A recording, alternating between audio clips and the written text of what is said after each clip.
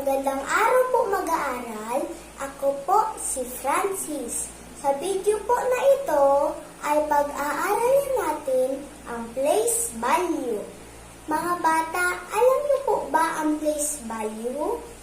The place value is the value of each digit in a number o ang halaga ng bawat digit sa numero.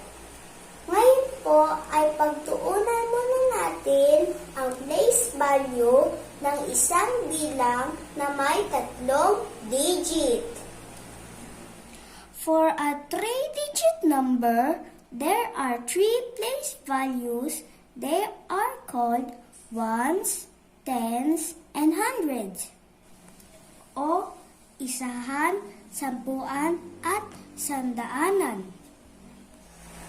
Sa pagtukoy ng lugar o place value na 3 digits, kailangan natin tandaan ang pagkasunod-sunod ng mga lugar o place value ng mga digits.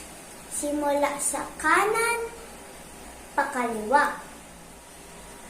Magsisimula sa isahan, sampuan, at sandaanan. Halimbawa,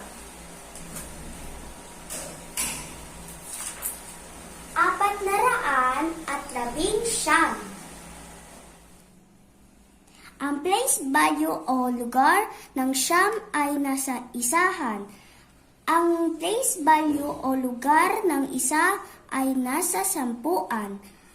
At ang place value naman ng 4 ay nasa sandaanan.